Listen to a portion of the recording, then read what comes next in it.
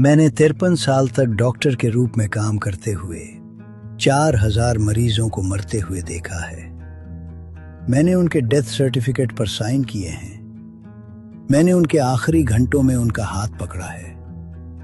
मैंने उनके परिवारों को ये खबर दी है। और आज मैं आपको एक ऐसी बात बताने जा रहा हूं जो उन ज्यादातर लोगों में समान थी। उन्हें उस समय मरना नहीं चाहिए था। ये जेनेटिक्स की वजह से नहीं था, ये बदकिस्मती की वजह से नहीं था, ये उनके चुनावों की से था, उनकी आदतों की वजह से। मैंने इन पैटर्न्स को पहली बार 1972 में पहचाना था। दशकों तक मैंने अपने मरीजों को इन आदतों के बारे में चेतावनी दी। ज्यादातर ने मेरी बात नहीं मानी और आज ज्यादातर लोग इस दुनिया में नहीं हैं। मैं 105 साल का हूं। मैं ये आपको इसलिए नहीं बता रहा कि आप मुझ पर तरस खाएं या हैरान हो। मैं ये इसलिए बता रहा हूं क्योंकि मैंने मरते हुए लोगों के साथ उतना समय बिताया है जितना शायद आज जीवित बहुत कम लोगों ने बिताया होगा। और मैं ठीक ठीक जानता हूं कि कौन लोग 90 साल तक जीते हैं और कौन लोग 68 की उम्र में अचानक चले जाते हैं। संभव है कि आप अभी, आज, इस सुबह उन आदतों में से कम 2 कर रहे हों और आपको पता भी नहीं कि वे आपकी जिंदगी के साल कम कर रही हैं।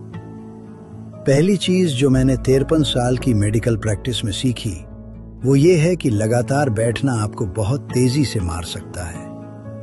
ये कोई अतिशयोक्ति नहीं है। मैंने ये अपने मरीजों के साथ होते हुए देखा है। 1981 में मैंने उन मरीजों के अलग नोट्स रखने शुरू किए जो दिन भर बैठकर काम करते थे, अकाउंटेंट, सेक्रेटरी, एग्जीक्यूटिव्स, और उन लोगों के जो दिन भर चलते फिरते रहते थे। वे अलग तरह से बूढ़े हो रहे थे। उनकी ब्लड रिपोर्ट अलग दिखती थी। उनके दिल जल्दी जवाब दे रहे थे। 1990 तक मेरे पास इतना डेटा था कि मैं समझ गया जो लोग रोज 8 या 9 घंटे बैठते हैं वे अंदर से लगभग 40% तेजी से बूढ़े हो रहे थे। जब आप बैठते हैं तो आपका रक्त संचार धीमा हो जाता है, खून पैरों में जमा होने लगता है, आपका लिम्फेटिक सिस्टम जो चलने फिरने पर निर्भर करता है धीमा पड़ जाता है, शरीर में विषैले तत्व जमा होने लगते हैं, मांसपेशियां कमजोर होने लगती हैं। समाधान कठिन नहीं है। हर घंटे उठिए, थोड़ा चलिए, अपने पैरों को काम में लाइए। मैं 1974 से ये कर रहा हूं। हर 50 मिनट में उठता हूं और आज भी 105 साल की उम्र में मैं ऐसा ही करता हूं। दूसरी चीज है नींद। सिर्फ पर्याप्त नींद नहीं बल्कि सही नींद। मैं आपको बता नहीं सकता कि कितने मरीज गर्व से कहते थे कि उन्हें सिर्फ 5 या 6 घंटे की नींद चाहिए। ये ताकत की निशानी नहीं थी, ये भ्रम था। आपके मस्तिष्क को 7 से 9 घंटे की नींद चाहिए ताकि वो खुद की मरम्मत कर सके। लगातार कम नींद लेने से शरीर में विषैले तत्व जमा होने लगते हैं। मैंने देखा है कि जो लोग खराब नींद लेते थे उनमें याददाश्त की समस्या 10 साल पहले शुरू हो जाती थी। और एक और बात, टूटी हुई नींद कम नींद से भी ज्यादा खराब होती है। अगर आप 8 घंटे बिस्तर पर रहने के बाद भी थके हुए उठते हैं तो समझिए कुछ गलत है। तीसरी चीज जो लोगों को 60 के बाद मारती है वो है अकेलापन। ये सुनने में साधारण लगता है लेकिन ये बहुत गंभीर है।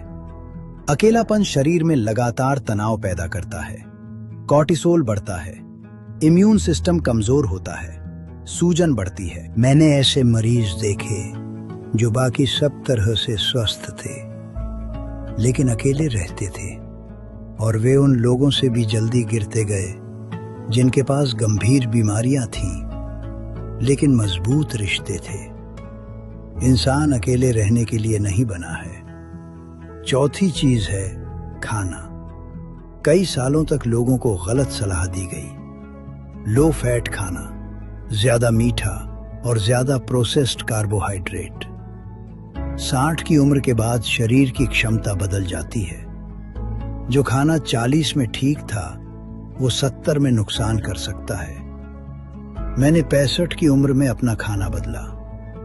प्रोसेस्ड कार्बोहाइड्रेट कम किए, सब्जियां और प्रोटीन बढ़ाया। 3 महीनों में फर्क दिखाई देने लगा। 5वीं चीज है लगातार चिंता। ये बीमारी जैसी नहीं दिखती, ये आदत जैसी दिखती है। लेकिन लगातार चिंता आपके शरीर को अंदर ही अंदर नुकसान पहुंचाती रहती है। तनाव हार्मोन बढ़े रहते हैं, नींद खराब होती है, प्रतिरोधक क्षमता कम होती है। जो चीजें आपके नियंत्रण में नहीं हैं, उन्हें छोड़ना सीखना सिर्फ मानसिक शांति नहीं, बल्कि जीवन बचाने जैसा है। मैं आपको अपनी पत्नी के बारे में बताना चाहता हूं। हमारी शादी को 44 साल हुए थे। उन्होंने इनमें से कोई सलाह नहीं मानी। वो ज्यादा बैठती थी, नींद खराब थी, खाने की आदतें नहीं बदली और हर दिन चिंता करती थी। वो 70 साल तक जी, लेकिन उनके आखिरी 15 साल गिरावट में बीते। वे साल जीवन नहीं थे, धीरे धीरे कमजोर होते जाने का समय थे। मैं 105 साल का हूं। मैं अकेला रहता हूं, अपना खाना खुद बनाता हूं, हर दिन चलता हूं, पढ़ता हूं, परिवार से बात करता हूं और हर रात 7.5 घंटे सोता हूं।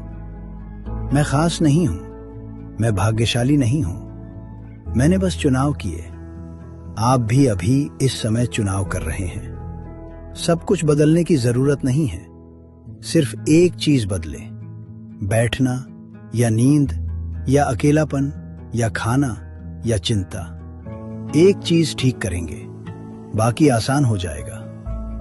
मैंने अपनी पत्नी को खोया है, अपने बच्चों को खोया है, 4000 मरीजों को दफनाया है और मैं आज भी यहां हूं आपसे कहने के लिए। ज्यादातर लोगों को उस समय मरना नहीं चाहिए था जब वे मरे। आप अभी यहां हैं। अब सवाल ये है, आप इसके बारे में क्या करने वाले हैं?